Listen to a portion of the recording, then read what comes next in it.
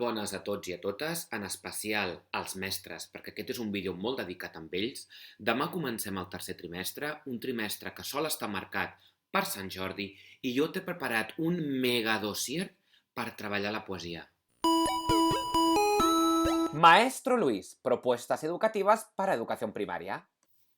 Doncs com et deia, anem a treballar la poesia amb aquest dossier que he preparat amb les meves pròpies mans i amb una seqüència que us la plantejo a continuació. La seqüència didàctica anirà en aquest ordre. Primer hi haurà l'apartat de identifiquem, després proposem, després comprenem, seguidament ens preparem i finalment, o quasi finalment, ens autoavaluem. I és que la part final serà la creació de la poesia per part de cadascun dels nostres alumnes. Però aquesta aplicació ja considero que l'heu de fer de manera lliure. És a dir, aquest dossier és un dossier que encamina l'alumne a que pugui arribar a preparar la seva poesia. Dona les eines necessàries. Anem a veure el dossier. Identifiquem. Quin d'aquests 4 textos és una poesia? Troba'l i encercla'l.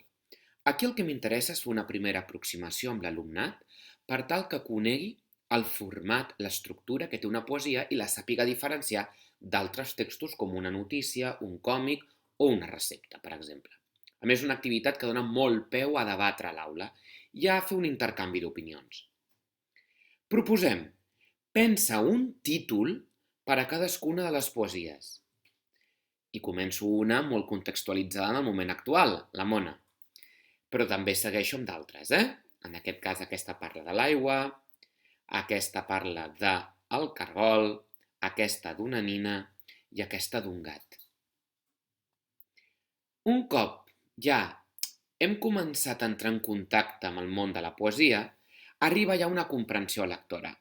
Llegeix la següent poesia i respon a les preguntes. A la primavera vigila el jardí, potser hi ha Sant Jordi a sobre d'un pi. Ens porto granetes, flors i romaní. A la primavera vigila el jardí. Hi han 2 estrofes més, a més amb una il·lustració preciosa. I aquí tenim les preguntes. La poesia està dedicada a... Qui podria estar a sobre d'un pi al nostre jardí? Preguntes més directes, però després també hi ha alguna més inferencial. Com per exemple aquesta, en quin mes de l'any es podria produir aquesta poesia. I aquí hem de vincular els mesos de la primavera. Molt bé, seguim. Ara ja comencem a preparar. Com? Parlant de la rima.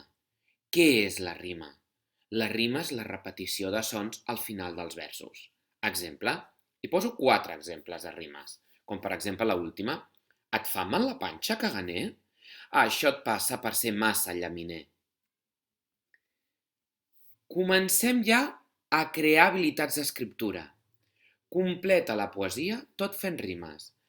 En aquestes rimes els hi falten 3 paraules que les tenim aquí. L'únic que hem de saber en quin ordre van. I evidentment hem de fer rimes. A l'abril moltes roses colliré i un bon ram faré.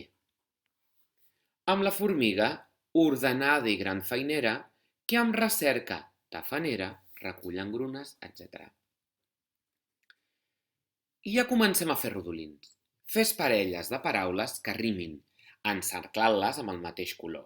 Per exemple, far i mar. Tindríem una parella. Ara fes un rodolí amb una parella de paraules. Exemple, maduixa i bruixa. Què n'és de dolenta la bruixa, que trepitja una petiteta maduixa? Ara et toca a tu. Llavors, aquí han de triar la parella que vulguin. Far, mar, galeta, maleta, dent, vent o llop, pop. I fer-ne el rodolí. I seguim fent rodolins. Segueix fent rodolins.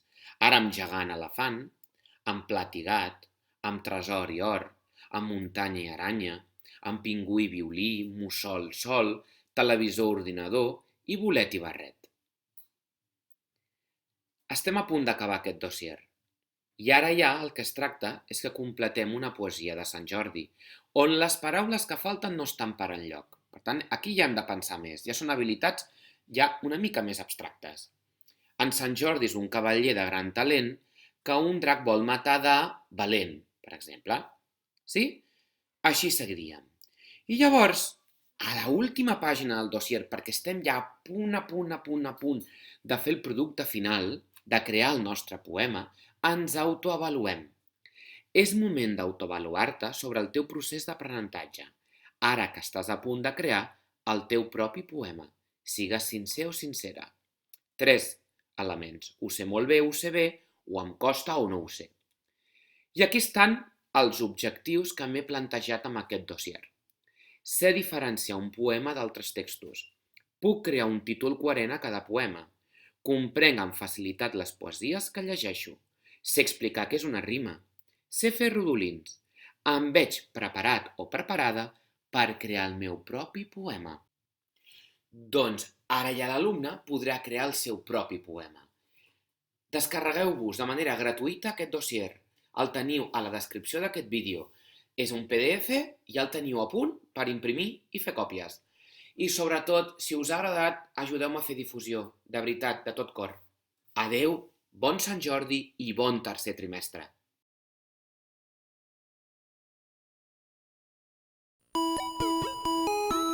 Maestro Luis, propuestas educativas para educación primaria.